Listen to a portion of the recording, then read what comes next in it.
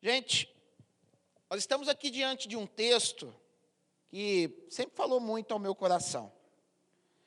E nós vamos ver Jesus, depois de uma série de atividades, ele dá testemunho de João Batista, ele ressuscita o filho da viúva de Naim, ele faz uma série de coisas.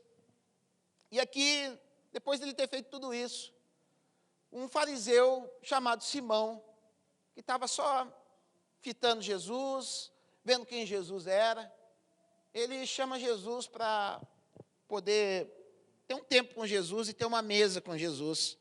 Ele quis jantar com Jesus na sua casa. E é muito legal quando Jesus ele abre a possibilidade da gente poder ir cear com ele, quando ele nos convida à mesa. E a mesa de Jesus está disponível a todos. A gente vê que Jesus era um cara totalmente acessível. Fariseu não era a galerinha de Jesus. Fariseu não era a melhor proposta para Jesus, muito pelo contrário, fariseu era oposição a Jesus. Então a gente começa a ver o nível de amor que Jesus flui, porque isso já começa, tem que falar conosco de uma maneira intensa, por quê? Porque nós temos a facilidade, nós temos a péssima mania de somente irmos para a mesa com quem nos agrada. Mas Jesus é totalmente oposto, ele dava preferência para aqueles que se opunham a ele. E quando esse cara, Simão, ele chama Jesus, a gente vai ver alguns outros textos parecidos com esse. Eu fui buscar entender um pouco desses textos que falam de mulheres que ungiram Jesus.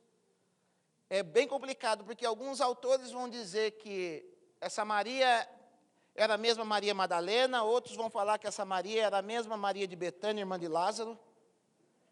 E não dá para a gente estabelecer, porque um vai falar que ungiu a cabeça de Jesus, a outra vai falar que ungiu os pés de Jesus. São 4 relatos bíblicos. Cada um em Mateus 26. A gente vai ver em Marcos 6, se eu não me engano. Nós vamos para João 10, vai falar também. E nós vamos ver outro texto aqui em Lucas 7. Mas o que eu queria ressaltar, que independente de que mulher for, quer seja Maria, quer seja qualquer outra mulher, nós temos que entender, em primeiro lugar, até eu expliquei isso hoje na Escola de Sabedoria, que quando se fala de mulher na Bíblia, está falando da gente como igreja. Está falando de nós como uma representação daquela que já está desposada com o noivo, aguardando ansiosamente o noivo vir a buscá-la. Então, quando você enxerga essa mulher, quando a gente vai falar dessa mulher, ou vai falar das outras mulheres que ungiram Jesus, a gente tem que enxergar a gente. Então, nós vemos esse fariseu chamando Jesus, Jesus vai com ele, e uma mulher, sabendo que Jesus estava nessa casa, ela invade a festa. Imagina só, a convicção dessa mulher de adentrar um lugar que ela não tinha sido chamado, adentrar um lugar que era pouco receptível às mulheres nessa época, porque não pense que mulher naquela época tinha as mesmas facilidades que a mulher tem hoje em dia. Se você, mulher, acha que o negócio está ruim para você, naquela época era pior ainda. Mas essa mulher ela não mediu esforços. Essa mulher, ao saber que Jesus estava naquela casa, ela entrou de bico. Quantos aqui já não entraram de bico numa festa? Eu, quando era adolescente, a gente adorava, ficava sabendo onde tinha festinha para poder... Eu vivi uma fase da minha vida que eu comecei a fazer umas loucurinhas. É coisa de adolescente bobo, né? Eu tinha lá uns 14, 15 anos. Então, a pegada nossa era ficar sabendo onde estava acontecendo festa para entrar de bico. E a adrenalina era justamente entrar de bico, andar que nem um penetra na festa e esperar que alguém viesse nos expulsar dali. Coisa de maluco, coisa de retardado, tá? Mas, enfim, essa mulher ela fez a mesma coisa, ela ficou sabendo que Jesus estava lá e ela entrou na festa. Ela entrou naquele lugar e vai dizer que logo quando ela entra, o texto vai dizer que ela era conhecida como uma pecadora. Pecadora no contexto desta época, muito provavelmente ela tinha pecados de ordem sexual. Muito provavelmente ela era uma prostituta ou uma mulher de vida fácil. Provavelmente. 90% da chance dela ter problemas de ordem sexual. Ela era conhecida na cidade. Ela tinha uma reputação que não era a melhor das reputações. E é justamente essa mulher entendeu que naquele momento, naquele lugar, ela deveria entrar. Nós, como igreja do Senhor, nós como noiva, nós como uma mulher representada na Bíblia, nós temos que entender que em alguns momentos nós vamos ter que ser ousados, em alguns momentos nós temos que nos reconhecer como essa mulher. A gente sabe que o pecado ele já foi tratado na cruz, mas ainda nós praticamos pecados, ainda nós temos áreas na nossa vida que precisam ser tratadas. Eu tenho áreas na minha vida que eu preciso ser tratado. E talvez, em alguns ambientes, que as pessoas talvez não me conheçam, faz tempo que não me veem, eles podem olhar para mim com base no meu passado e me taxar como um pecador. Talvez você possa estar aqui dentro dessa casa, e algumas pessoas que não te conhecem podem não saber que você mudou de vida, eles podem taxar você como pecador. Talvez você possa ter entrado aqui nessa noite com algo que você precisa tratar, e o inimigo está te acusando e te chamando nesse momento de pecador. Mas uma coisa, Deus tem preparado para nós, Deus tem preparado uma mesa aqui nessa noite, que foi preparado talvez por um religioso, que foi preparado talvez por uma pessoa estranha, mas a mesa está posta para nós aqui nesta noite. Há uma mesa posta diante de Jesus, e quando vai falar de mesa no Antigo Testamento, não pense você que era essa mesona que a gente senta. Mesa naquela época era uma espécie de um tapete mais alto, um tapete grosso, onde as pessoas comiam dessa forma. Eles apoiavam com o seu cotovelo e tinha aqui o pratinho com alguns molhos, e ele pegava o pão, molhava no tempero e comia, pegava um pedaço de carne, ia molhando nos temperos que estavam à volta, e assim era a mesa que nós estamos presenciando nesse texto, e quando a gente vai ver que Jesus sentou à mesa com as pessoas. Essa era a mesa. Então, Jesus estava praticamente deitado. Então, quando ele entra na casa desse homem, chamado Simão, que era um fariseu, essa mulher fica sabendo do que está acontecendo, ela não perdeu o seu tempo. E vai dizer que ela entra com um vaso de alabastro, com um pote de perfume que naquela época era de alto preço, e carregava dentro daquele pote um unguento que também era de alto preço.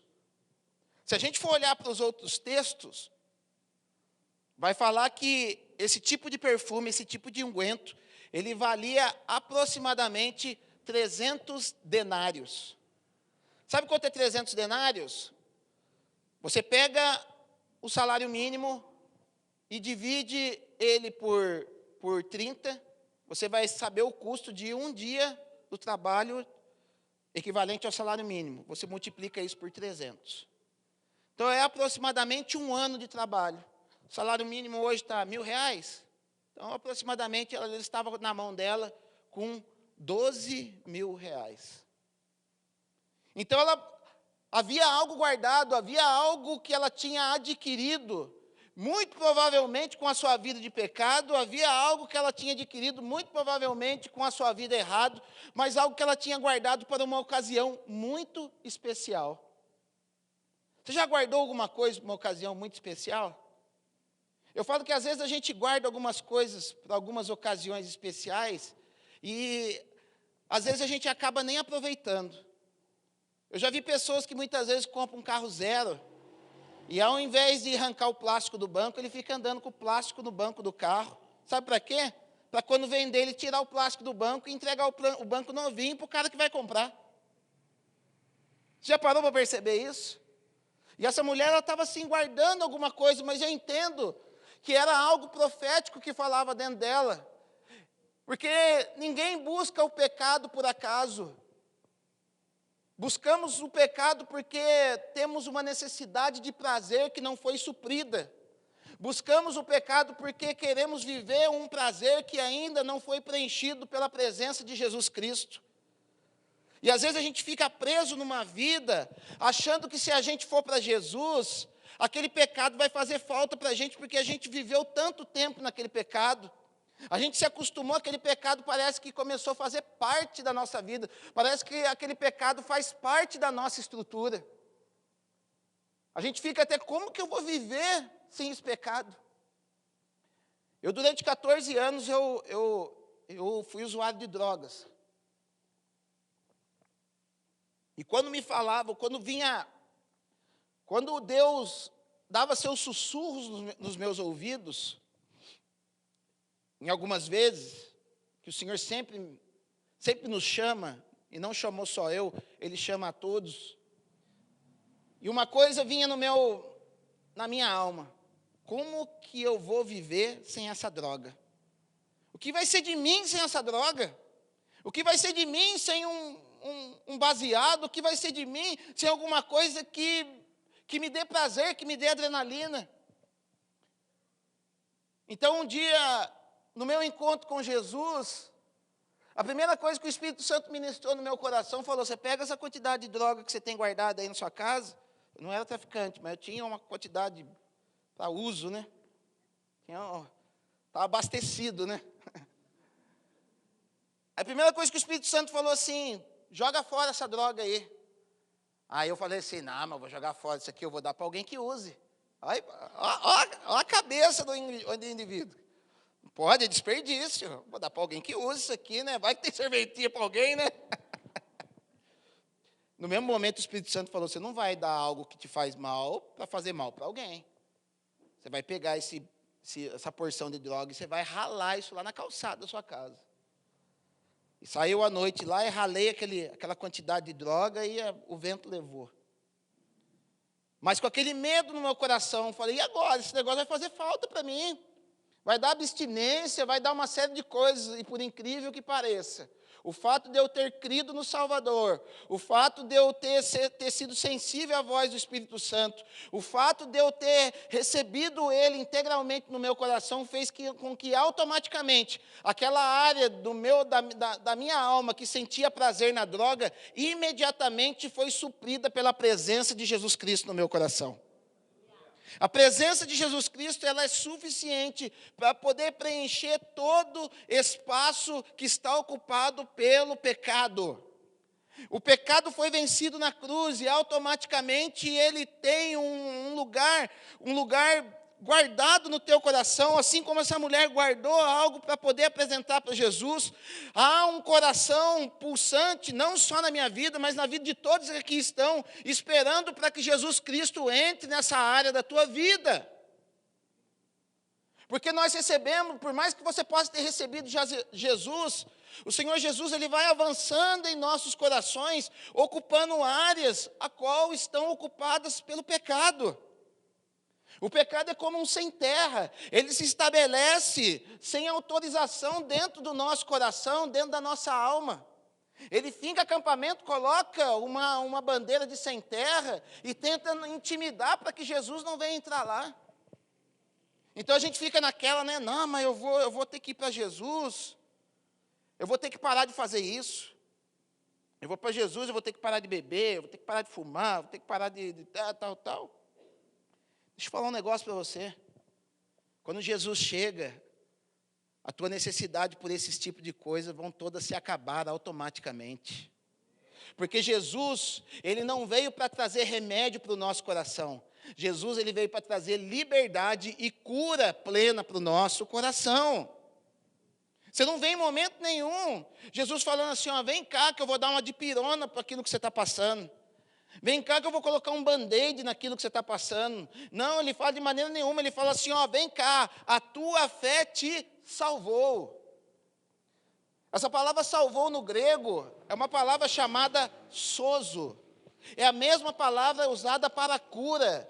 É livrar uma pessoa de uma dor e de uma dor futura. Então Jesus convida a mesa ela é posta não para quem é religioso, não para aquele que se acha o mais santo. A mesa é posta para poder atrair justamente aqueles que têm um pecado para poder apresentar para Jesus. É igual a ceia do Senhor que nós fazemos. A ceia não é uma celebração da tua santidade. Ali não está nada falando que a ceia é uma celebração pela sua santidade. A ceia é um lugar onde nós apresentamos a nossa vida a Deus e pedimos: Senhor, corrige, ajuda, sara os meus pecados para que eu possa ser melhor amanhã. Não é festinha por um mês de santidade. A ceia é um lugar de encontro, é o lugar onde eu deposito os nossos pecados ao pé da cruz. Por isso que ele está falando: vocês vão fazer isso até que eu venha. Porque quando ele vier, já não haverá mais dor, nem clamor, porque as primeiras coisas já são passadas. Acabou dor, acabou o pecado, os pecados. Então ele chega nesse lugar, e essa mulher, sabendo disso, ela vai lá, ela corre, pega o melhor que ela tinha. Ela pega os seus 12 mil reais em perfume. Ela pega os seus 12 mil reais em unguento, e vai falar que ela invade aquele lugar. E ela vai aos pés de Jesus, e começa naquele momento chorar, regar os pés de Jesus com lágrimas, e automaticamente também jogando aquele unguento, fazendo uma espécie de uma massagem em Jesus e enxugando com os seus cabelos. Olha a enrascada que essa mulher foi se meter, porque ela foi justamente na casa de um ultra religioso. Foi na casa de um camarada que muito pouco provável que um pecador ou uma pecadora inveterada poderia entrar. Mas sabe o que validou a entrada daquela mulher naquele lugar? O arrependimento pela vida que ela estava levando. Quando o arrependimento ele toma conta do nosso ser, como nós entendemos que nós precisamos ir aos pés de Jesus, nós vamos pegar tudo que a gente tem de melhor e vamos correr atrás dele para poder derramar isso aos pés do Senhor. Mas sabe o que acontece nessa hora? O cara era um santarrão, né? O cara era um fariseu, e o fariseu, ele cumpria todas as regras que a religião tinha proposta. E Jesus, ele não tem compromisso com quem cumpre regras. Jesus, ele tem compromisso com quem tem relacionamento com ele. Porque quando nós estabelecemos uma lista de regras, quando a gente estabelece uma lista de pode ou não pode, Jesus, ele está fora disso, porque Jesus é aquele que caminha junto conosco, e ele fala: isso aqui é adaptável para aquilo que eu tenho para o propósito da tua vida. Isso aqui não se adapta ao propósito que eu tenho para a tua vida. Por isso que talvez você possa, às vezes as pessoas que estão acostumadas com outros ambientes, talvez entre aqui e veja, você vai ver pessoa de bermuda, você vai ver pessoas de barba, pessoas de boné, pessoas de chinelo. E a gente não vai falar nada para essas pessoas, porque a gente entende, e até não tem problema nenhum, mas a gente entende que cada um deve andar na maneira como Cristo e o Espírito Santo falam no seu coração. Se você chega na frente do espelho e não se sente incomodado com aquilo que você está vestido, amém, meu, segue sua vida. Só que nós temos que entender que Deus estabeleceu a igreja dele, e Jesus veio justamente para poder ter um encontro com pecadores. E a gente não está nem aí para fariseu, e a gente não está nem aí para quem está baseado no cumprimento de regras. A gente entregava o nosso melhor para o mundo, né?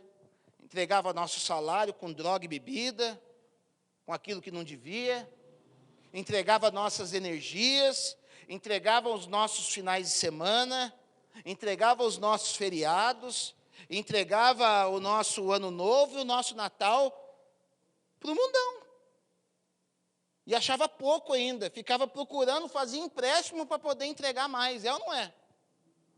Mas parece que quando a gente vem para Jesus, a gente quer entregar o mínimo possível. A gente não quer pegar o nosso vaso de alabastro, não. A gente sabe o que quer pegar? A gente quer pegar o nosso perfuminho vagabundo. Sabe aquele Avon que tem uns negocinhos, assim, uns recartilhados na coisa da avó? Da avó, carisma, né? Não é charisma, é carisma, né? Charisma, vamos lá, charisma. E gozado, sabe o que quer dizer carisma? Graça. Mas não vou entregar essa graça para Jesus. Minha avó tinha um lá que ficou, acho que uns 20 anos na penteadeira dela. E mexe para ver. Que lá, e pior, né? Você compra perfume bom, você joga uma gotinha, não faz muito efeito. Você pega aquilo lá, é um guspezinho, o negócio incendeia, né? Enfim. Parece que a gente quer entregar isso para Jesus. O cara na mão aberta quando estava no mundo, parece que chega na igreja, o cara vira mão de vaca. Não vou entregar não, tudo, vamos participar de tal coisa. Não, isso aqui não. O cara começa a reter. Mas perceba para você ver uma pessoa que não está com os vícios, porque sabe por que ela retém? Porque ela pegou um vício de religião. Um vício de crente. Sabia que nós... pastor, mas, aqui tem também? Tem. Todo lugar vai ter. O cara, ele fica viciado em entregar o seu pior. Ele fica medindo a sua oferta com a oferta que o cara deu do lado e não naquilo que o Senhor mandou que ele desse. Ele pega o seu melhor, ele vai fazer tudo que tem que fazer, mas coisa relacionada com a igreja é uma espécie de socialismo gospel. O que é para mim, eu faço do melhor, da melhor qualidade. Mas se é para a igreja, não. O pastor que tem que me servir. A casa que tem que me servir. E às vezes a gente quer fazer coisa melhor, não pode, porque a pessoa tem esse tipo de mentalidade. Ela não entende que quando a gente entrega aqui, a gente está entregando aos pés de Jesus. Porque vamos lá, tudo aquilo que acontece no Evangelho ou na Bíblia, em primeiro lugar, ela é literal, mas ao mesmo tempo ela é simbólica. E quando estamos falando de Cristo, vamos entender que Cristo é o cabeça e o seu corpo é composto pela igreja. E quando eu estou colocando aos pés de Jesus, eu estou colocando aos pés da igreja. Ou seja, todas as vezes que você vai entregar uma oferta para Jesus, você vai colocar aos pés da igreja. A não ser que você tenha um lugar particular que você entrega direto para Jesus.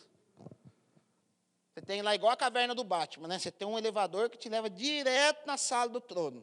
Papai, eu sou diferenciado, eu vim entregar direto para você. Não funciona assim. Então ela vem, ela entrega o seu melhor. E naquele momento começa a treta. Porque quando junta um pecador com um fariseu, é onde começa a treta. Aonde junta um pecador e um religioso, é onde a gente começa a filtrar e a saber quem é quem. Então, naquele momento, Jesus, o fariseu vai dizer que ele diz consigo mesmo. Ou seja, ou ele pensou consigo, ou ele falou baixinho. Se esse camarada aí fosse profeta, ele saberia quem que está colocando a mão nele. Então, já começa aí, a gente começar a ver o tipo da pessoa que se acha muito santa.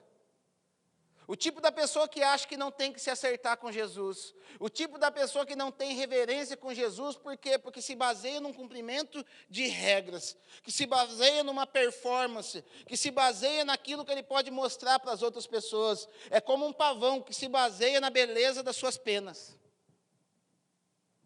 Quando ele se aproxima das pessoas, ele abre, né? Aquela pena. E dá aquele grito, né? Chamar a atenção.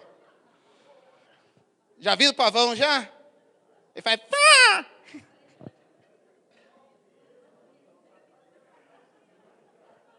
O fariseu é assim. Então, quando essa mulher ela entra, já começa a treta aí. Porque, vamos lá, ele coloca em xeque a qualidade de Jesus como sendo um profeta. Porque Jesus, ele foi profeta, rei e sacerdote.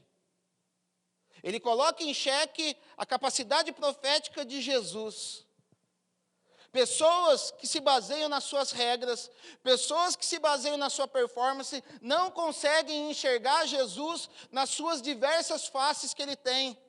Porque Jesus, ele é profeta, ele é meu rei, ele é o nosso sacerdote, e ele é aquele que reflete o Pai que está nos céus. Se a gente não tem os olhos acurados para poder olhar todas essas faces de Jesus, em alguma coisa isso vai fazer falta para nós. Em algum ponto da nossa vida isso vai fazer, porque se eu não enxergo Jesus como aquele que mostra o Pai, eu vou sofrer na minha paternidade. Se eu não reconheço Jesus como profeta, eu não vou ter ouvidos e não vou ser orientado pelo Espírito Santo nas minhas decisões. Ou seja, eu anulo o poder do Espírito Santo. Nossa, pastor, tem lugar que já enterrou o Espírito Santo faz tempo. O Espírito Santo é persona não grata. Aqui não, né? Ficou lá na igreja primitiva. Chamam os cessacionistas, termo técnico para isso. Se eu não reconheço Jesus como rei, o que acontece? Eu sou um cara que faz somente as coisas que me dá na telha, porque não há um governo de Cristo estabelecido no meu coração. Sabe pessoa que faz o que quer?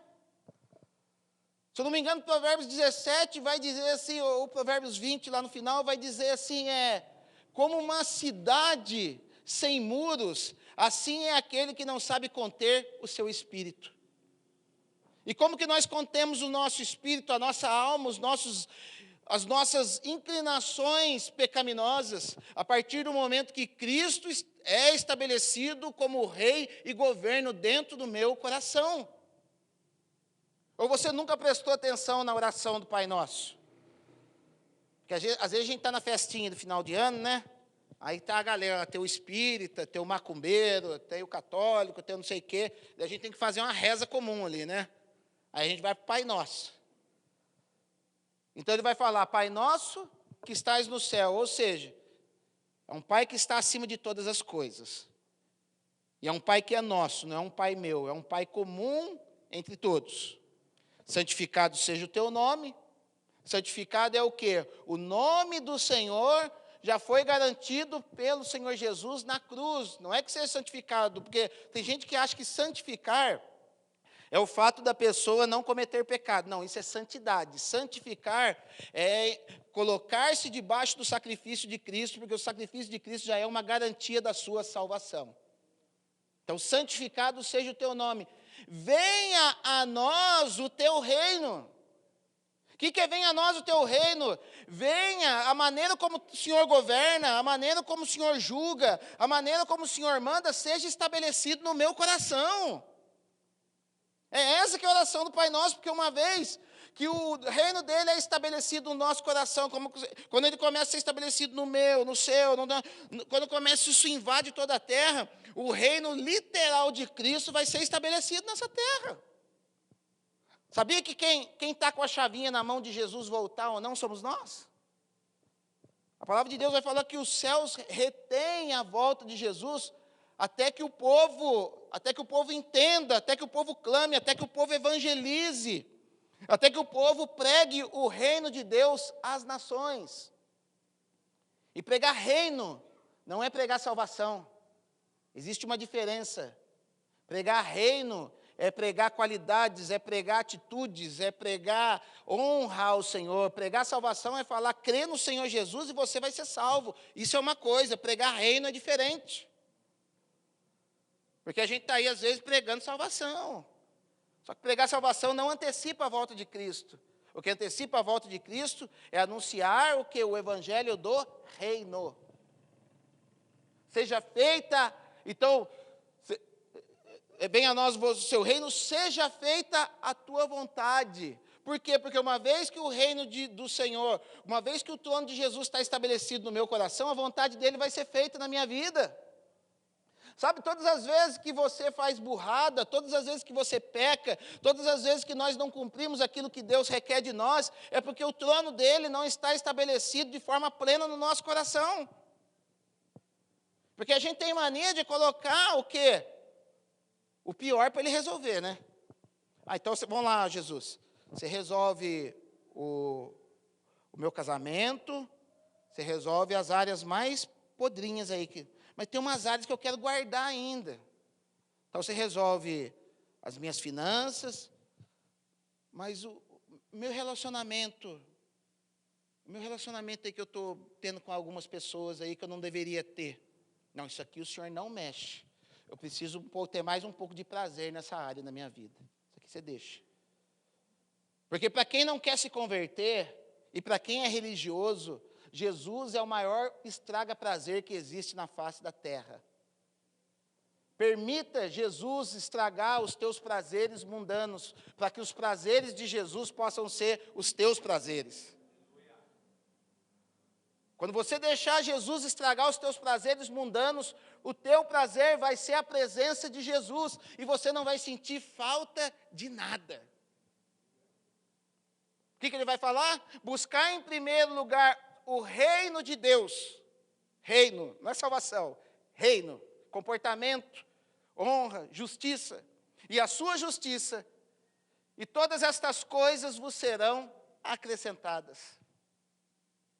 Precisa deixar Jesus agir no nosso coração. Então essa mulher, ela joga e o cara coloca em xeque a capacidade profética de Jesus. Então a gente já começa a ver que pessoas religiosas, elas não conseguem obter tudo aquilo que o Senhor tem para dar para elas. Porque a própria palavra de Deus vai dizer que aquele que recebe um profeta na qualidade de profeta, recebe o quê? Galardão de profeta. Sabe por que muitas vezes Deus não faz algumas coisas nas nossas vidas? Porque a gente não reconhece. Sabe por que às vezes Jesus não salvou algumas áreas da nossa vida? Porque a gente não reconhece Ele verdadeiramente como Salvador. A gente deixa Ele como resolvedor de problemas, mas não como Salvador.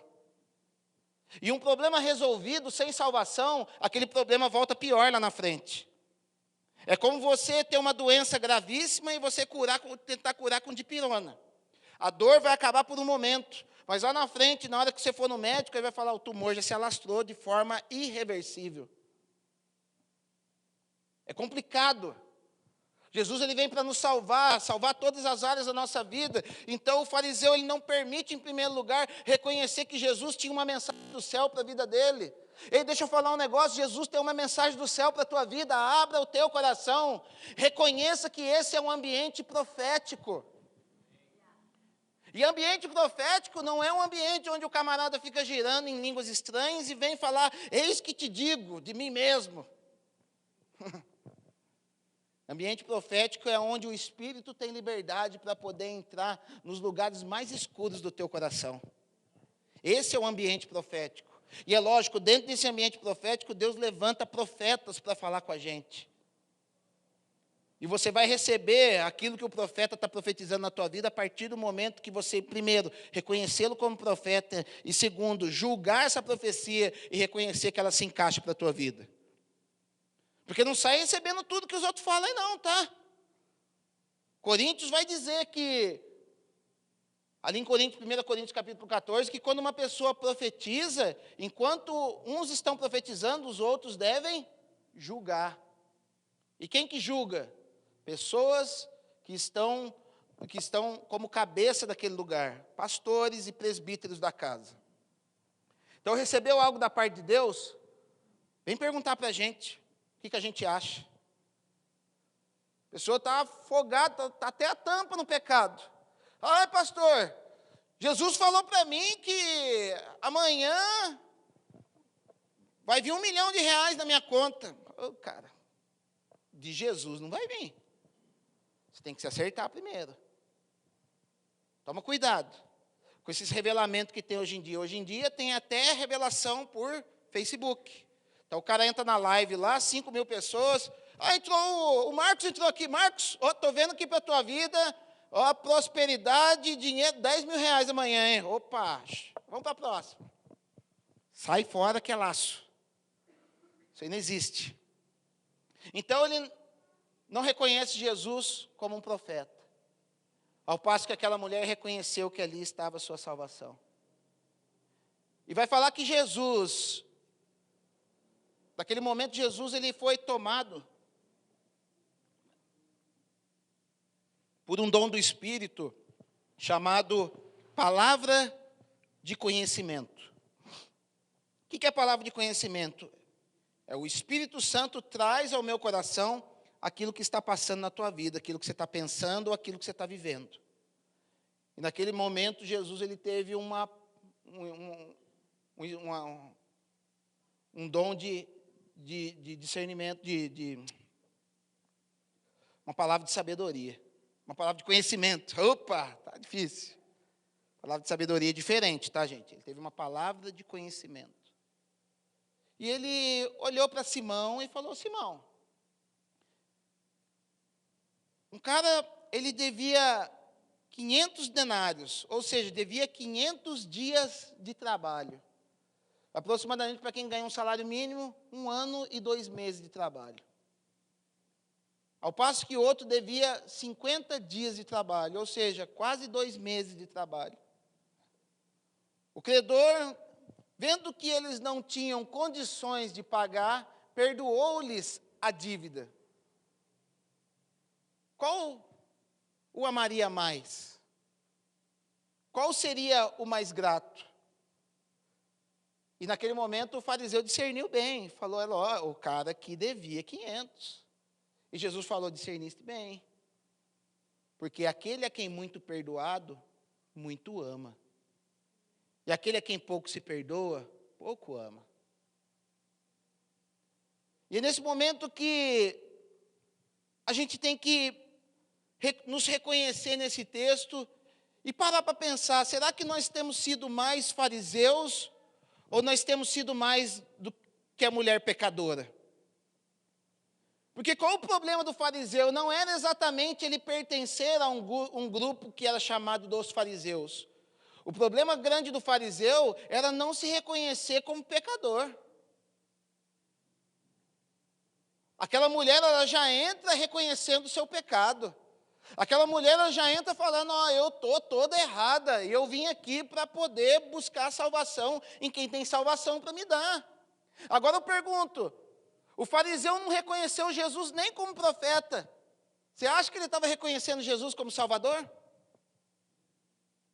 Porque às vezes nós temos um entendimento na nossa vida, a gente acha que uma vez que nós recebemos a salvação, a gente não precisa mais nos reconhecer como pecadores. E eu vou explicar. A cruz já resolveu a nossa questão de pecado com relação a Deus, na questão de nós termos acesso a Deus. O problema do pecado sem S, pecado, já foi resolvido na cruz. Aqueles que receberam Jesus no seu coração, eles têm livre acesso à sala do trono. Eles têm livre acesso ao Pai. O problema que depois disso vem um processo chamado processo de santificação, que é onde nós vamos resolver a questão dos nossos pecados, que são as nossas atitudes que desagradam o coração de Deus. E isso se chama processo de santificação, e isso é um processo. E o que vai definir o teu amor por Jesus ou não, é a tua disponibilidade em resolver esse processo com Ele. Porque não é chegar uma vez e falar: Jesus, amém, já ergui a minha mãozinha no final do culto, e a partir de agora não vem mais me encher o saco, não. A partir de agora não vem mais tocar na minha vida, não, que o negócio deixa que eu resolvo. Não, assim estava fazendo o fariseu. E às vezes nós estamos achando que a gente está longe de ser um fariseu, mas a gente muitas vezes estamos carregando um farisaísmo na nossa vida. Você já parou para pensar do que Cristo te livrou e do que ainda Ele precisa livrar a tua vida, a minha vida? Você já parou para pensar o quanto ainda nós fazemos aquilo que não lhe agrada? Você já parou para pensar o quanto nós estamos fazendo aquilo que desonra ao Senhor? E parece que nós estamos na nossa casa, feliz, e quando entra uma pessoa quebrantada, nós entramos já para o julgamento. Porque todo fariseu, toda pessoa religiosa, toda pessoa que acha que já cumpriu as suas regras para poder ter acesso a Jesus, todas as pessoas que acham que pelo fato de orarem a sua quantidade necessária todos os dias, acham que tem algum direito com Jesus. Já parou para examinar as nossas vidas? Parece que a gente ora um X por dia e a gente acha que pode chegar para Jesus e falar assim: você tem que fazer isso para mim, porque eu já cumpri a minha carga horária de oração todos os dias. Você tem que fazer algo por mim, porque eu já li a minha quantidade de versículos por dia. E fazendo isso, nós nos tornamos fariseus. E daí, na hora que a gente vê Jesus operando na vida de uma prostituta que se arrependeu, nós vemos Jesus operando na vida de um ladrão que se arrependeu, nós vemos Jesus operando na vida de qualquer que seja que se arrependeu e está doando o seu melhor, a gente começa a julgar aquela pessoa. Sabe por que a gente julga? Porque lá dentro da nossa alma está gritando, eu não consigo fazer melhor que aquela pessoa. Eu falo porque eu já vivi isso. Eu chegava da fábrica, muitos anos atrás, e detonava de ler Bíblia, detonava de ler livro, detonava de orar. Aí chegava minha esposa cansada do serviço, e ainda tinha que olhar o Enzo, tinha que olhar, fazer um monte de coisa na casa. E ela ia lá orar, falava, amor, estou indo lá orar.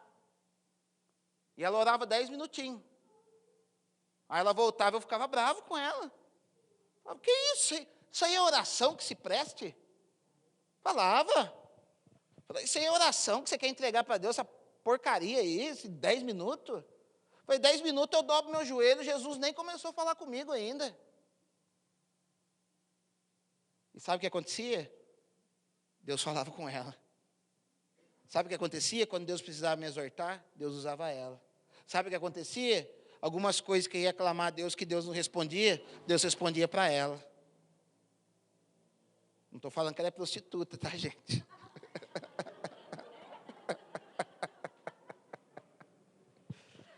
Mas Deus fazia com ela. E Deus começou a me mostrar que não era performance, mas era desejo e intensidade de alcançar aquilo mediante as forças e a capacidade que eu tenho. Porque qual que vai ser o grande mandamento? Ama o Senhor teu Deus com todas as tuas forças, com toda a tua alma e com todo o teu entendimento. Eu não vou exigir um nível teológico de uma pessoa que é muito simples, ela tem um entendimento mais baixo. Jesus entende isso. Se você chega do teu serviço cansado, eu não adianto falar que você tem que orar 2 horas por dia, porque você não vai conseguir, mas vai lá, entra e oferece o teu melhor para Jesus. Oferece o teu vaso, quebra o teu vaso. E quando está falando quebrar aqui, não é que ela quebrou, ali, o quebrar é romper o lacre. Você já viu uma ampola de vacina? Você não tem que quebrar ela para poder acessar ela. Ela quebrou aquilo e começou a derramar aos pés de Jesus. Nós precisamos começar a viver nós precisamos entrar no nosso secreto, nós precisamos ir para os pés de Jesus e começar a chorar aquilo que nós temos que acertar com Jesus. A gente não pode mais jogar para debaixo do tapete, igual o fariseu estava fazendo. O fariseu simplesmente era um homem que jogava para debaixo do tapete aquilo que ele precisava se relacionar com Deus. Ele cumpria uma regra para poder validar a sua tranquilidade da sua alma para com Deus. Sabe que no meu começo de conversão, eu fazia essa barganha com Deus. Deus não tinha trabalhado nos meus olhos ainda. Então o que eu fazia? Eu queria às vezes olhar para as mulheres, eu não era casado ainda, tá, gente? Eu queria olhar para as mulheres, mas eu sabia que não podia. Então tinha dia que eu conseguia ficar um dia sem olhar para ninguém. E sabe o que eu fazia? Eu guardava aquilo. Opa, hoje eu fiquei um dia sem olhar para ninguém. Aí, no outro dia, eu estava mais caidão, acabava dando uma olhadinha, né? Queria tanto uma dessa para mim. Dava uma olhadinha. Aí o Espírito Santo vinha falar para mim, falava, filhinho, não faz isso, cara. Isso aí não é postura de homem de Deus. Porque é assim que o Espírito Santo faz, tá? Ele não vem chamar você de safado, ele não vem chamar você de cachorro, ele não vem dar porrada em você, ele simplesmente vem de uma forma muito sutil e fala, cara, isso aí já não condiz mais com a tua natureza, você passou para outra vibe, cara. Cresce, vai para a coisa mais excelente. Ele vai nos constrangindo dessa forma. Ele nos convence. Só que daí eu falava assim para Jesus, Jesus, mas hoje não pega nada que eu olhei, ontem eu não olhei para ninguém, então hoje eu posso olhar para uma. Ou seja, queria validar uma performance espiritual para dar carteirada em Jesus. Queria fazer o quê? Uma média ponderada de pecado. Ei, você não foi chamado para ter média ponderada de pecado. Você foi chamado para ser santo e colocar os teus pecados aos pés da cruz. Nós temos que reconhecer e entender a graça do Senhor nas nossas vidas. Porque a graça, como eu disse, ela nos salva num primeiro momento. Mas no segundo momento ela nos santifica. O grande problema é que a religião, o farisaísmo, que gosta de usar frasezinhas de efeito para você não pensar, porque existem algumas frases de efeito que faz você pensar, mas existem outras frases de efeito que quer manter você na burrice. Então sabe qual a frase de efeito que nós ouvimos? A graça é de graça. E em parte, eu vou mostrar para você que a graça ela é de graça. Para quem que a graça é de graça? A graça é de graça para aqueles que se santificaram, e Jesus vai vir buscar essas pessoas e levar, porque o que é a graça? É um crédito que Deus concedeu ao pecador. Então, o pecador era um devedor. Ele devia 50, ele devia 500. Vamos supor que a gente devia 500, já vamos lá para o mais baixo. Devíamos 500 dinheiros, 500 denários. Então, Jesus, com a morte na cruz, ele foi lá, porque nós devíamos para Deus, não era para Satanás que a gente devia para Deus. Então, Jesus, ele vai na cruz e paga os teus e os meus 500. Estamos quites. Mas lembre de uma coisa, todo crédito que nos é concedido é um débito lá atrás. Vai pegar dinheiro no banco. Já pegou dinheiro no banco?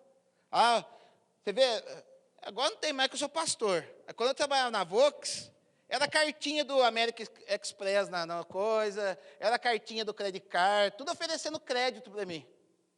Agora para pastor ninguém oferece mais nada não. O negócio está feio, cara. Nem chega mais cartinha, mas pelo menos não chega de cobrança, amém. Mas vamos lá. Então, todo crédito que lhe é oferecido é um débito que você tem com o banco. Então, se te ofereceram R$500, você pode ter certeza que na hora que você for pagar, você vai ter que pagar uns 700 lá, pelo menos. Então, todo crédito gera um débito. Só que qual que é a sacada da graça?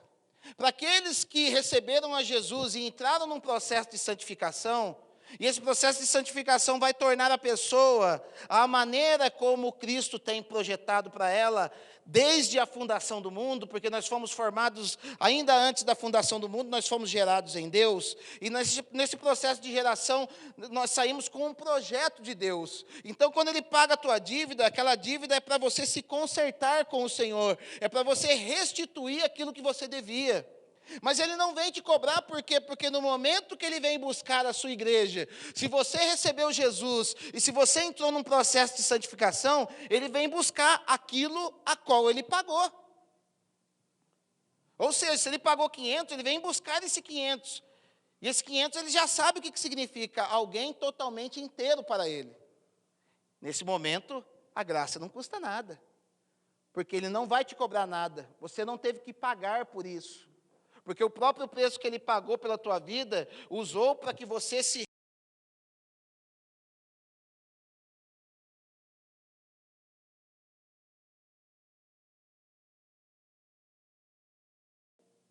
Então, eu investi, busquei e recuperei o meu investimento.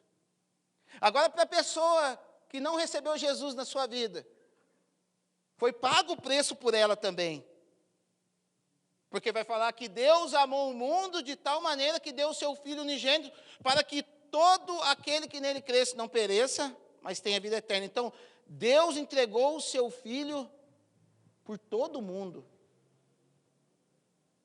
A graça foi para todos. Só que aquele que não recebeu essa graça e que não entrou num processo de santificação, quando Jesus vier buscar, Ele vai pôr a mão e falar, opa, não foi para isso que eu paguei. Eu não paguei por isso, o negócio está deformado, o negócio está estragado. Aquilo que eu investi nele não foi usado para poder santificá-lo. Ele está deformado pelo pecado, ele está estragado pelo pecado. E se ele está devendo, ele vai para um lugar onde ele vai pagar eternamente por aquilo que eu investi na vida dele. E esse lugar se chama inferno. Deu para entender? Conseguiram entender a lógica? Então, a graça, ela é de graça para quem se santificou, para quem buscou, para quem o Senhor está trabalhando na sua vida. Mas a graça, para quem Jesus não tem acesso a trabalhar, a graça para as pessoas que bloqueiam a ação de Deus na sua vida, ela não está servindo para nada, muito pelo contrário, ela está servindo para te tornar ainda mais devedor perante o Senhor. Ah, pastor, prova isso. Cara, simples.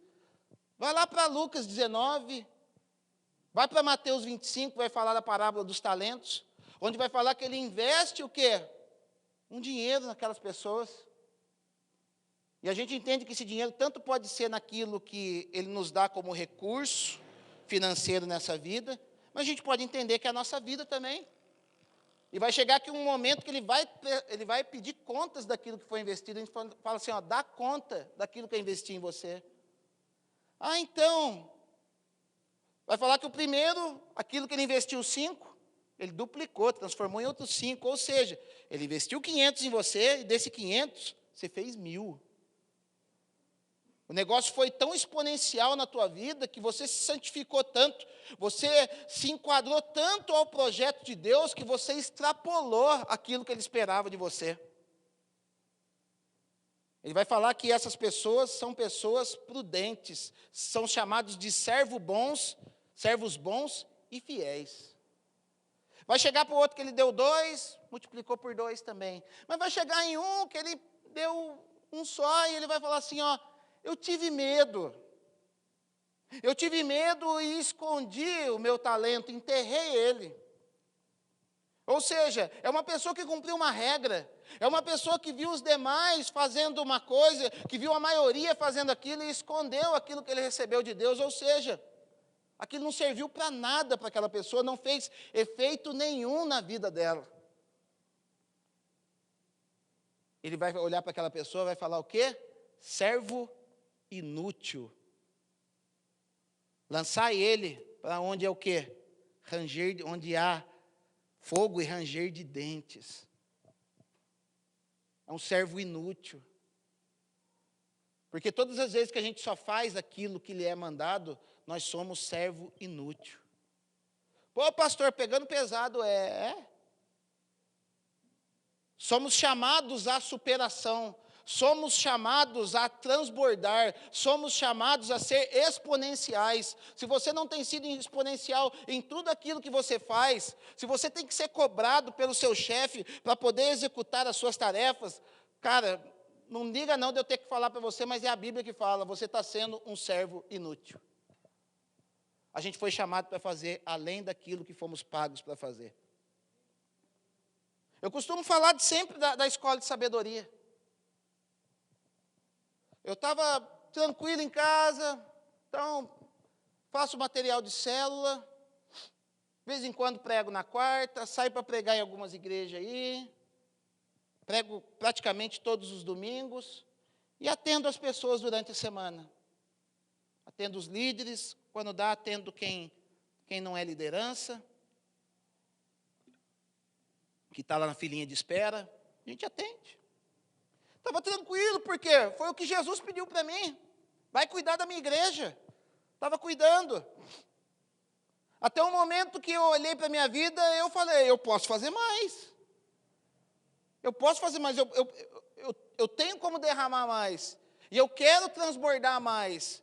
Eu quero, porque eu entendo que o sacrifício que Jesus fez para mim foi exponencial.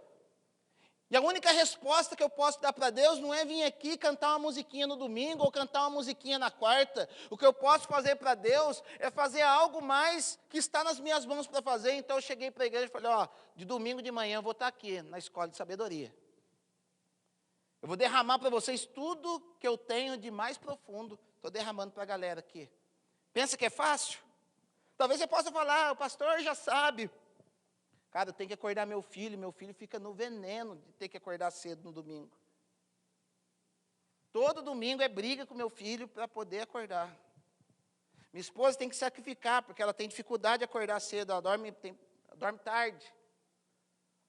Aí eu tenho que ir lá, tem dia que está de TPM, amor, acorda. Acorda. Hoje foi assim. Acorda. Acorda, é igual joga bombinha e sai correndo. Não é fácil, não. Depois a gente tem que chegar em casa, fazer comida, fazer um monte de coisa. E daqui a pouco está na igreja de volta, para poder pregar de novo. Mas por quê? Porque eu quero naquele dia mostrar para Jesus que o sacrifício dele não foi em vão na minha vida.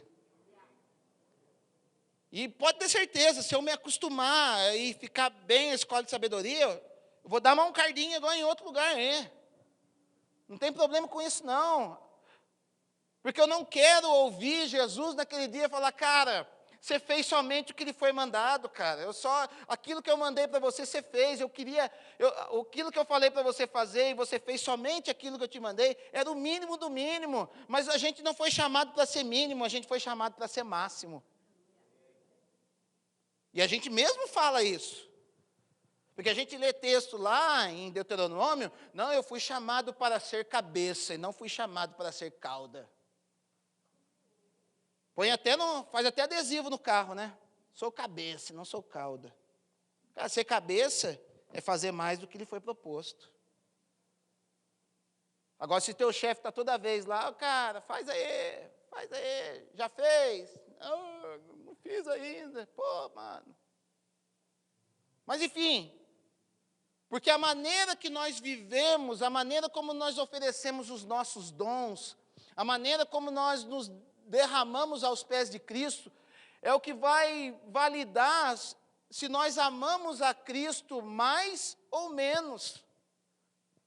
E o nosso nível de amor para com Jesus vai refletir no nosso nível de amor para com as pessoas. Porque aquele que reconheceu que foi muito perdoado, ele muito vai amar. E se ele muito amar a Jesus, ele muito vai amar as pessoas ao seu redor. Sabe por que às vezes a gente não consegue amar as pessoas na medida que a gente quer amar? Porque ainda a gente não ama Jesus na medida que nós temos que amar. A gente ainda não enxerga, a gente acha que a cruz foi uma obrigação feita para a nossa vida. A gente olha lá, ele tinha que ir para a cruz, ele foi para todo mundo, e eu entrei no mesmo pacote. Cara, não pense assim, porque a cruz foi justamente para todos aqueles que saíram de dentro de Deus. Você é uma partícula de Deus na terra.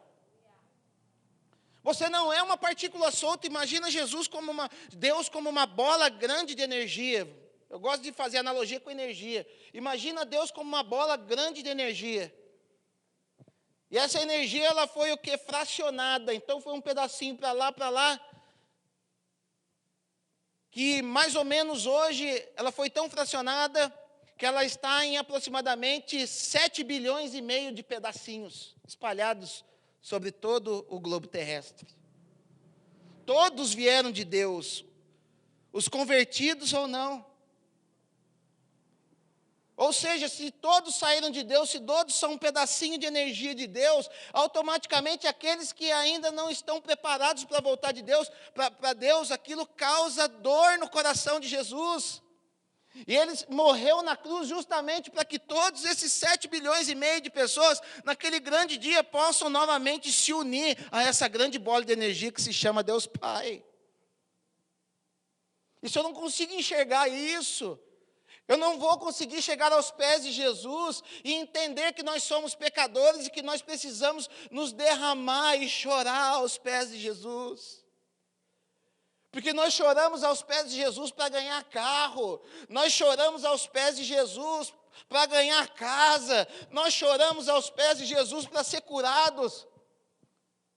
Mas qual foi a última vez que você chorou aos pés de Jesus para que Ele tirasse esse vício da tua vida? Qual foi a última vez que você chorou aos pés de Jesus porque você fez algo errado?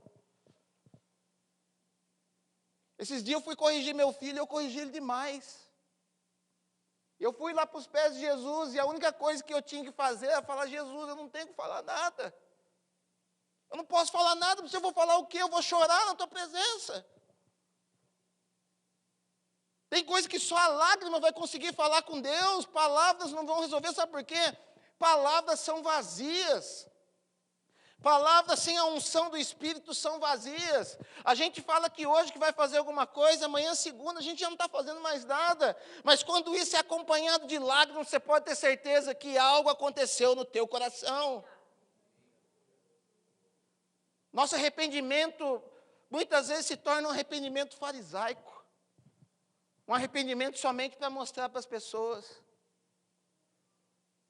E quando a gente vive de somente apresentação para as pessoas, a gente começa a virar acusador, a gente fica apontativo. Porque qual o primeiro pensamento que passou no fariseu? Essa mulher é pecadora. Mas quando eu amo a Jesus, e o meu coração está ligado com Deus, eu vou entender, essa mulher é uma filha de Deus que precisa ser curada. Mas ele não ligou. E vai dizer que nesse momento, olha que coisa, porque a palavra de Deus vai dizer que os humilhados serão exaltados. E essa mulher que passou aparentemente uma vergonha inicial, porque quando nós entramos num processo de santificação, você pode ter certeza, pessoas vão chegar perto de você e vai falar: mas por que você está agindo assim agora, está querendo mudar? Sabe por quê? Porque as pessoas no mundo que estão corrompidas pelo sistema desse mundo, elas precisam de um companheiro para pecar, elas não conseguem pecar sozinha. As pessoas precisam de alguém para poder validar o comportamento, para falar: ah, não sou só eu que sou pecador, tem alguém pecando junto comigo. Lembra de Ananias e Safira? Usam a cumplicidade de um casal para poder mentir ao Espírito Santo. Está lá em Atos 5. Vamos falar que a gente vendeu o terreninho por tanto, e a gente fala que a gente está dando todo o valor do terreno aqui. Não precisava de nada disso, mas eram pessoas religiosas, que viviam mediante uma aparência, queriam imitar Barnabé, porque Barnabé tinha vendido uma propriedade e tinha colocado toda aos pés dos apóstolos. Ou seja, ali em Barnabé houve um arrependimento e um constrangimento genuíno. E todas as vezes que a gente tenta fazer algo por aparência, isso vai trazer morte espiritual para a nossa vida, e a gente tenta chamar alguém para perto para poder validar esse nosso comportamento. Então lá caiu os dois mortão lá, e Pedro falando: porque vocês mentiram para o Espírito Santo, vocês não estão mentindo para mim, vocês não precisam, pessoas que são dessa casa não precisam apresentar uma performance aqui para o pastor, porque o pastor é bobão mesmo, às vezes ele não vai ver o que você passa na tua casa, mas o Espírito Santo está vendo.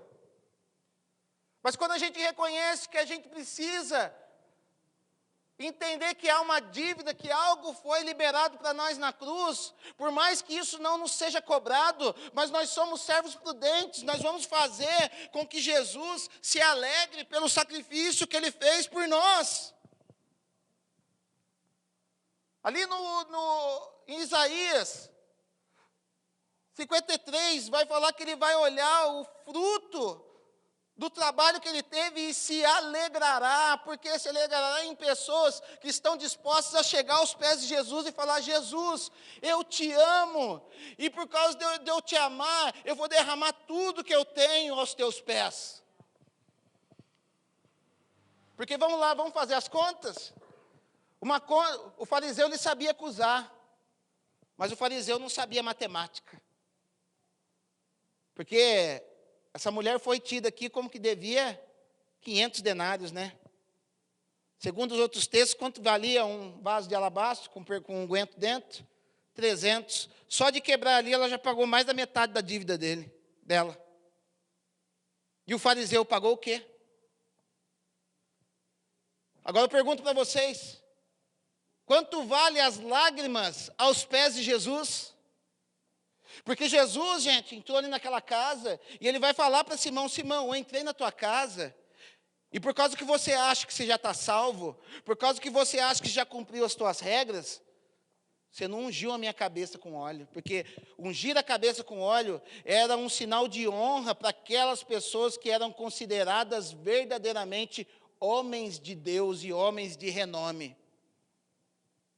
Jesus entrou batidão, e Jesus não fica falando, pô, não me ungiu, hein? Jesus não é assim, Jesus é tranquilo. Ele vai na dele porque ele não precisa de reconhecimento humano. Jesus ele é satisfeito em si mesmo porque ele tem a identidade dele muito bem resolvida com o Pai. Pessoas que precisam de tapinha nas costas, pessoas que precisam de um elogiozinho, precisam ir para os pés de Jesus para definir quem é a sua identidade no Senhor. Quem te valida é Deus. Ele entra, então vai, Simão, entrei na tua casa, você não me deu, você não ungiu minha cabeça. E essa mulher não para de chorar aos meus pés. Não para de ungir os meus pés, desculpe. Entrei na tua casa, você não me deu um ósculo. Porque assim como a gente faz aqui na igreja, era um costume naquela época de quem a gente amava, a gente ama, a gente dá um beijo no rosto. Eu entrei aqui, você me tratou como qualquer. E essa mulher não para de beijar os meus pés. Entrei na tua casa, você não lavou os meus pés. Porque em casa de homens proeminentes existia um escravo pronto para lavar os pés que as pessoas chegavam da rua. Jesus estava com o pé sujo. Jesus não estava com o pé limpinho, Jesus não usava tênis. Naquela época não existia Nike. É sandálias da humildade. Estava lá com o pezão sujo de barro. E aquela mulher chorava aos pés de Jesus e limpava os seus pés com o cabelo. E Jesus falou, você nem lavou meus pés. Já percebeu como muitas vezes a gente trata Jesus como um qualquer? Ah, estou indo no culto. Para quem que é o culto? Às vezes nem sabe para quem que é o culto, né? Estou indo no culto. Para quê? Para receber minha benção. É benção. Vou lá receber minha benção. O pastor vai colocar a mão na minha cabeça. Cara, o culto não é para o pastor, o culto é para Jesus, cara. Venha para poder adorá-lo. Ah, eu vou chegar atrasado, é só o louvor no começo mesmo. Cara, o louvor é para Jesus. Você vai vir oferecer suas lágrimas para Jesus. Você vai vir oferecer o seu óleo para Jesus. Você vai vir dar o teu beijo em Jesus. Não é só mais um culto, é um encontro marcado nos céus. É um encontro marcado para mudar o seu destino, é um encontro marcado, e mais uma oportunidade de você poder falar, Jesus, eu te amo. Mas parece que Jesus passa batido nas nossas vidas. Ah, é para Jesus mesmo. Ah, a pessoa vem, pastor, em lugar que tem oportunidade, né? Me dá uma oportunidade, quero louvar para Jesus. Louva mal, não treina. Não treina, não é porque louva mal porque, tadinho, é simples, não, porque não treina, porque não se capacita. Vem e oferece, eu não sei cantar, gente, mas é para Jesus mesmo, Jesus sabe, Jesus não sabe, Jesus ele é rei, Jesus ele quer o melhor. Vai lá oferecer qualquer coisa para o Bolsonaro, vou lá fazer uma visita para o Bolsonaro, eu recebi uma carta, vou poder sentar lá junto com o Bolsonaro. Você vai o quê? Você vai levar um chocolate Copenhague para ele ou vai levar um chocolate da Pan para ele? Por mais que você não tenha dinheiro, eu tenho certeza que você vai se esforçar para comprar um chocolatinho Copenhague e levar para ele. E às vezes a gente não faz isso com Jesus. Se a gente continuar pensando dessa maneira, a onda de amor não vem sobre as nossas vidas.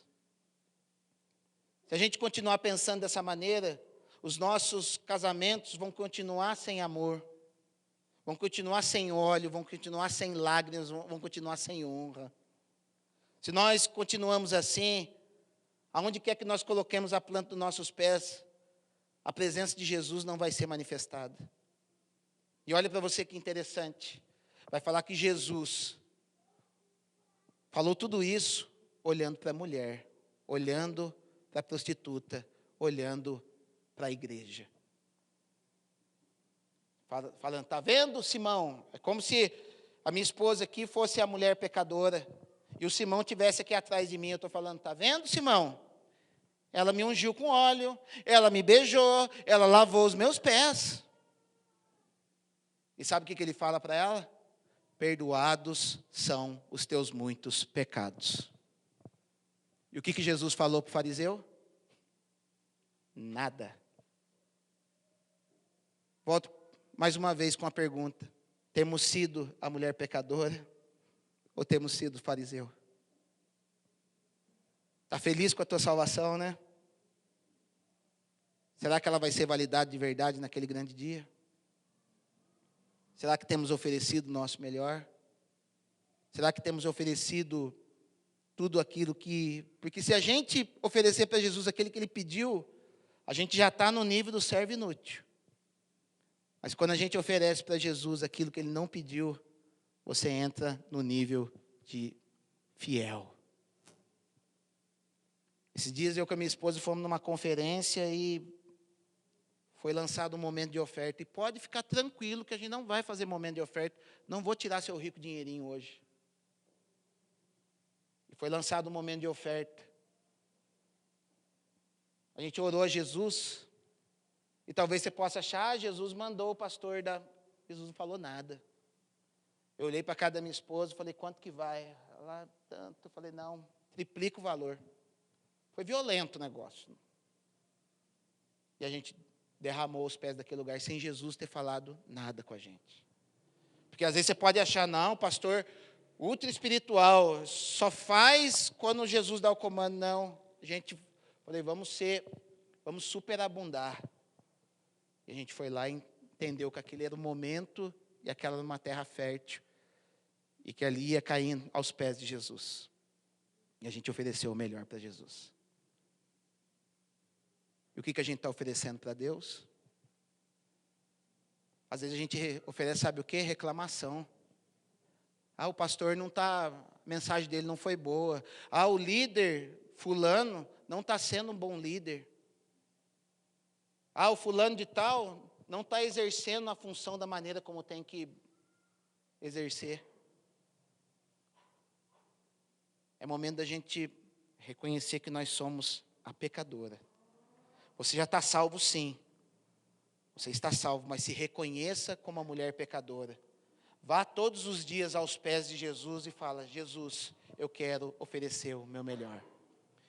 Ainda que você não me cobre o preço da graça, eu quero pagar com o meu melhor, com a minha vida, com os meus bens, com tudo aquilo que tenho, para honrar aquilo que tu és.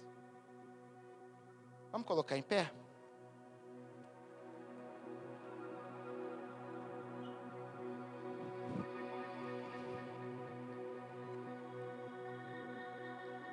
É uma palavra meio dura, né? Mas eu acredito que seja algo que Jesus quer nos despertar, porque esse onda de amor, ela precisa ser real na nossa vida e não pode ser algo que seja somente de boca. A gente precisa entrar em níveis de amor no Senhor para que a gente possa verdadeiramente usar os dons e tudo aquilo que Ele tem para nossas vidas com o nosso coração. E a gente vai ver que tudo que a gente faz para Jesus não é em vão. Porque essa mulher, como um simbolismo da igreja, ela ungiu os pés de Jesus. Amém? Mas ela não era boba. Ela sabia que aquilo um dia atingiria a vida dela, porque lá atrás, no livro de Gênesis, vai estar escrito no capítulo 3, versículo 15, que a mulher teria um filho, e esse filho com os seus pés esmagaria a cabeça da serpente.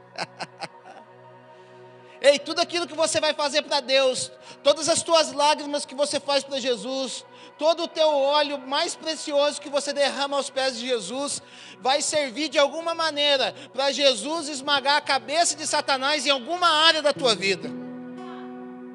Tudo aquilo que você faz de coração para Jesus, de coração, porque Jesus não é igual a nós. Nós, homens, avaliamos na aparência, mas Jesus, Ele sonda conforme o coração. E tudo aquilo que você derramar de coração para Jesus, Ele vai usar para poder esmagar a cabeça de Satanás nas diversas áreas da nossa vida. Derrama a tua lágrima aos pés de Jesus, derrama o teu óleo aos pés de Jesus. Se Satanás está tocando nas tuas finanças, aquilo que você está derramando aos pés de Jesus vai servir para ele a pagar a cabeça de Satanás nas tuas finanças.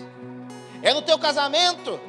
Começa a oferecer, começa a amar Jesus na sua melhor força, no teu melhor entendimento, e você vai ver que Jesus vai esmagar a cabeça de Satanás do teu casamento.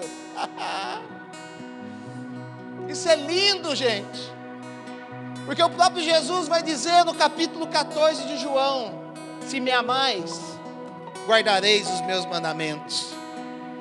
Se você me ama de verdade, você vai guardar aquilo que eu tenho te falado. E mandamento não é somente aquilo que está escrito. Mandamento é aquilo que ele te fala no relacionamento. E esse mandamento sempre vai nos conduzir a uma vida santa, a uma vida em que os pecados ficarão para trás, para que a gente deixe o nosso farisaísmo de lado e a gente comece verdadeiramente, não só aqui dentro da casa, mas a gente começar a alcançar pessoas lá fora. Porque chegou um tempo, gente, que essa onda de amor, ela não pode ficar como uma marolinha aqui dentro, ela tem que ser um tsunami que vai alcançar pessoas lá fora. E o que vai alcançar pessoas lá fora não é o nosso julgamento. O que vai alcançar pessoas lá fora não é a gente olhar e falar: pô, se o pastor ele fosse homem de Deus, ele ia reconhecer que esse cara é traficante no bairro. Se o pastor fosse homem de Deus de verdade, ele não colocava a mulher bebendo cerveja dentro da igreja. Porque estamos gastando a nossa energia com isso. Mas a gente precisa entender que aquilo que não presta para o mundo é aquilo que Jesus quer transformar. E só vai transformar isso por meio de uma onda de amor. Curva sua cabeça, vamos orar ao Senhor.